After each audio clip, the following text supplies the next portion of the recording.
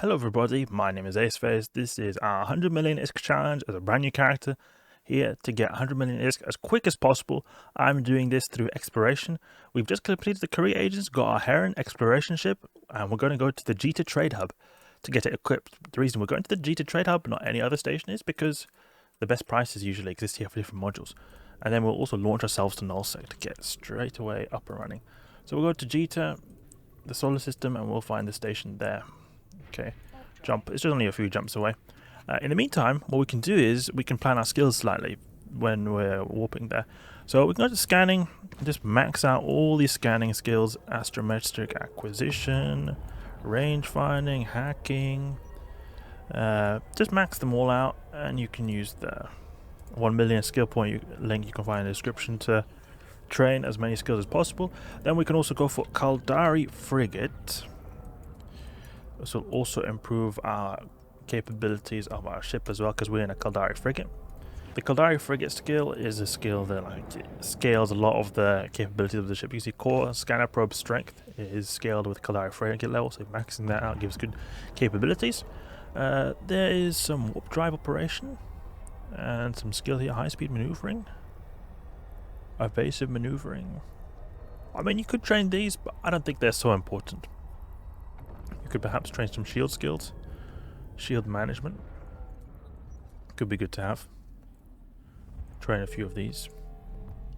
Okay, now we'll go to system perimeter, which is nearby. And you know these skills I just trained? You don't need them. If you want to save your skill points, you can do that. I'm just doing it because they affect our ship's capabilities, and you will have a lot of use of them later as well. So I'd recommend training them. You don't have to. It's not like set in stone the way I'm doing this. The only thing I would say maybe you could, it's a very good idea to train, is this astrometric range finding, and astrometrics could be good to train it to max, because some sites you will not be able to scan down if those skills are not high enough, because you will not have the scan strength to scan them down. So those could be good to max. If you're on a mega clone, you can obviously train a lot more. We're in an alpha clone, so we can only train them to certain levels, 2 and 3. So we'll dock up at the Jita Trade Hub. You can see Jita Trade Hub, Jita 4, Moon 4, 4-4, Jita 4-4. And what we can do is do some of this product discovery, which I was doing before.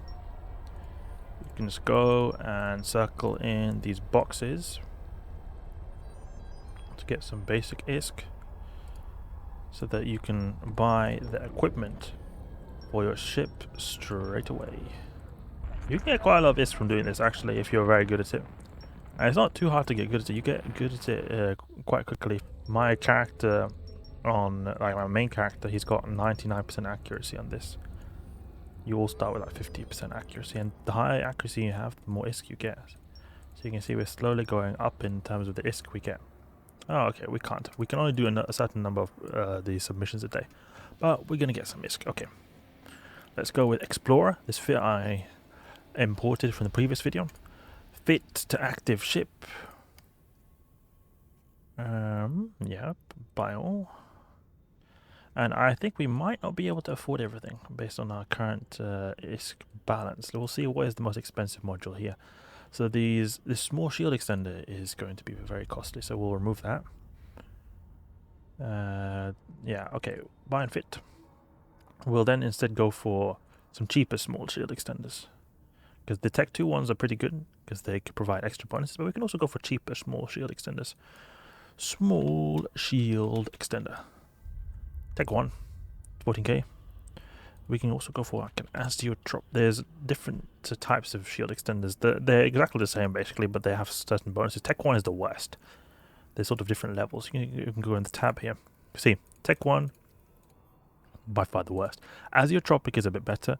Regolith is also pretty good because it is able to fit a bit better, but Azeotropic is a bit expensive. So we'll just go for 2 of these basic Tech 1s here. Basic Tech 1 shield extenders. They're not good, but they are better than nothing. And we also didn't need to buy this 5MN because we already had this from before. Okay, so we've got our fit up and running. Time to go into Nullsec. Now what we need to do is buy a needle jack filament. This is a filament that allows us to just pop into Nullsec. We'll buy the cheapest one, which is 101k, and we'll go and use this. And we also want to buy some extra probes. Probes can be good to have. So we'll buy 8 of these if we can afford it. I don't think we can afford it actually. So it's good to have 6, at least a backup pair, just in case. So we'll see if we can sell this. Can we sell this? I think we just have to wait just a few minutes and we'll get those product discovery ISK back because it takes a few minutes for the product discovery ISK to come in. So we'll just wait a little bit, a few minutes. We can actually claim these product discovery crates, and these crates you can sell them for just a slight amount of ISK, not a whole lot, but it should be enough to get up core scanner probe. These are crates you get every time you level up in that product discovery activity before. We can buy 16 just so we have a second backup pair as well. You can never have enough probes. Do not need the gas pass key. Undock. Now we're going to jump into Nullsec, and the time we're going to go back into the high sec is either if we get 100 million ISK or if we die. So what I like to do here is, since we've got a lot of modules equipped, display passive modules to checked off. I've got this drone tab which I can attach to my core probe scanner like this. And then also something I like to do is go and in this E at the top left, then go into the people and locations. There we go. Put this in the bottom right. You don't have to do this. Do not have to at all. This is not mandatory in any way. I just think it's nice to have because it keeps my overview organized. These are locations we can have here. So what we're going to do is warp to a random celestial station. Just warp to it. See, we've got that product discovery ISK that we had before. So mid-warp, we're going to make add location, like save or any name, doesn't matter what name. So we've got a location we made in the middle of space. And the reason we're doing this is because this needlejack filament cannot have anything close to it to be able to be activated. So you can't be close to a station, planet, or anything. I think you can be close to a planet perhaps, but not close to a station at least. So we're just going to warp to this location in the middle of space and activate this. Something we also need to do is disable safety. Then we also need to make pilot in a fleet, form fleet. We're just making a fleet with ourselves. And the reason we need the safety to low is because you can't activate this if you don't have it like this. So we just need to wait a bit because we just made a fleet. There's a timer there, and now we can activate it. Now we're going to Nullsec. You can also go to Nullsec through gates, but I think it is very quick and smooth to just go through this filament. Okay, so we've got people here. You can see people here. All these people out here to kill you, or very likely are here to kill you, because the Nullsec is full with people who don't care. They just want to destroy you as quick as possible. So we need to be careful. If we see other people apart from us, we're Vasculula Kikira. Everyone else is potential hostiles. So just think of it like that. There could be some friendly people, but it's better to assume that they are hostile than not. So you can see here we've got tons of anomalies in Nullsec. So we wanted to untick the anomalies because we're not even interested in that. Okay, so now we'll go on our agency tab, go for exploration, and then look for cosmic signatures, because that's what could be a data or relic sign. So we'll look for a system. We can actually type security statuses in Nullsec just so we only have these systems selected. And go for a system that has a lot of signatures. This one has 3 signatures, so we can go here. Okay, so you see we've got a gate over here. We can warp to one of these celestials that are nearby. You see there's like a citadel. We can warp it to 100. We'll just check that there's no enemies on that gate. Now, how do we do that? We can go in the Dscan, remove this tab. So we only have this tab here. So this you could say is like a scanner. A quick scanner to be able to scan stuff. You see, if we move around our ship, we just move the scan cone. And we can increase the angle of the scan cone. Depending on how much we select here, we can be very precise with the cone like here. This is to just scan ships, other ships who are nearby. So there's no one here on that gate, so we can just warp straight away through that gate. So I like to have a filter here for Dscan. Because you can have a filter for Dscan. Like you can see it's showing this Astra who's Citadel. I don't care about that. I only care about ships. So what we can do is deselect all, and then go in ship and just select all ships. And since there's no one here in the system, we can actually just go to Stargate and go through. Or we can actually, since there's no one in the system here, we can just right click on the next jump through Stargate. I'm just gonna, because I can't see the Stargate now because I've deselected anything. We'll get it back later, but I'm just configuring this filter we've got, because the Dscan is sort of integrated with the overview in a way, because you can only see what's in your overview. So you can have different overview filters, and you can apply that filter then to the Dscan, and the Dscan will be able to be seeing that. We're selecting all these ships, and we can also select something called warp. Mobile warp disruptor can be good, and also combat scanner probes as well. Scanner, can we go probe?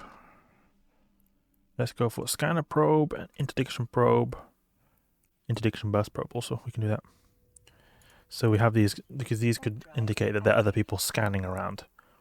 So we can have those ships and probes, and that mobile warp disruptor. So we got that, and we save this as a name. We type this as Dscan. So this is what is on like the filter for our general overview tab here, and we can't see anything because there's no ships nearby. So what we want to do is go in the overview, select general again, so we can see everything we had before. Now we go back to the Dscan filter, and we see our Dscan filter. Click here, and now we've got the filter for only those interesting, only the relevant targets. There's no one here, so we can just warp directly to the gate. There's no... oh, we've got some NPCs trying to attack us. Good thing we're fast. There's no cosmic signatures. There's no cosmic signatures. Okay, you can see there's a cosmic signature here. So what I like to do when I find a cosmic signature is I like to click on the warp to tab or any tab and warp to like a planet within 100. Then while I'm mid-warp, I do the same thing. I make another location, I type like safe or anything. I just call it safe because it's a safe location. You can call it anything, doesn't matter. So mid-warp, we're just going to go a few AU, and then we just click submit here. Then we're going to have a location in the middle of space which no one can find us. They can find us if they use combat scanner probes, and that's something we see on the directional scanner. They can catch them. And the combat scanner probes are a variant of probes. We're using core scanner probes. Combat scanner probes can scan not only like these Drayton and Relic sites, but they can also scan ships. The thing is, the reason why we're not using them is because I think they're a little bit more expensive, but also because they're a lot harder to fit, because you need a special type of core probe launcher called an expanded probe launcher. They're a lot more difficult to fit on your ship because they use a lot of the CPU here, so you're just going to overload the CPU. So only special ships, especially skilled players, are usually able to fit those. Okay, so we'll launch the probes just like we did before. Put the box here, but now you'll notice that these signatures are going to be a lot more difficult to scan down than the ones we had in the training, anomaly training, and the data and relic analyzer training missions we had before. So we're going to have to do quite a few scans, but it's just the way it is. This is the real life. We're let into the real life of even life. Because we've barely done anything at all, only 18%. But it's just a case of hovering in on this and making it smaller, and you'll eventually find the signature you're after.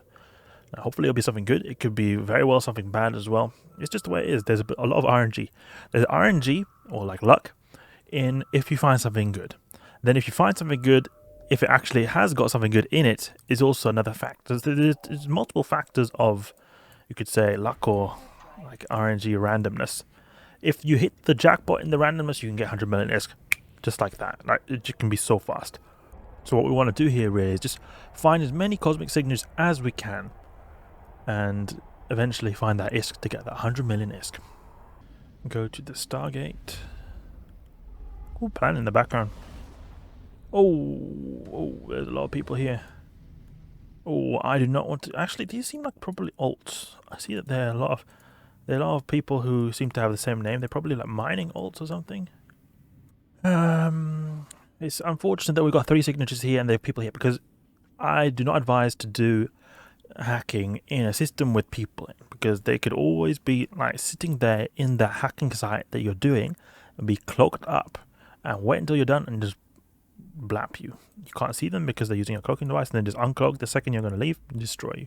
People are like that in EVE-Online. It's just the way it is. So you know what, even though I think these could be alts just mining or something, we can't see anything on the D-scan, and I preferably would not like to take the chance. So we can see that there's a 431TL, where you see the 3 signatures there. We can even make a route. So we could perhaps make a route to... There's not a lot of signatures in these systems. Nearby, at least. We're actually in a region called Ethereum Reach, and I believe these are drone regions. And they're different types of regions in EVE Online with different types of NPCs, like pirates. We were encountering pirates on the gate that were drones. All the non-drone regions, they can contain relic and data sites, but these are only, I think it's not possible to find relic sites. So we'll warp within 100, and we can also launch the probes just preemptively. Safe. Because you can't launch them when you're in warp. Submit. Okay. And we could just do a big scan of 48 AU. But there's no one here in this system, so it's chill. And it's actually silly of me to just directly warp to that gate before, because there could have been people there waiting for me. Warp to the safe. There's a lot of things you have to keep an eye on when you're hacking in EVE Online, but you'll eventually get the hang of it. See, there's a combat site here. Absolutely something we do not want to do, because we're not at all strong in terms of our combat capabilities of our ship. Usually the Nullsec combat sites require quite extensive ships to be able to be run in.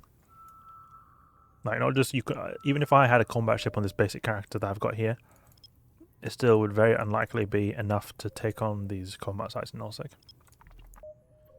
This could be something, because it seems to be a bit more difficult to scan down.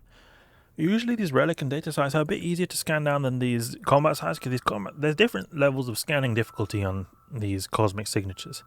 Often combat sites level 1, sometimes level 2, but often level 1.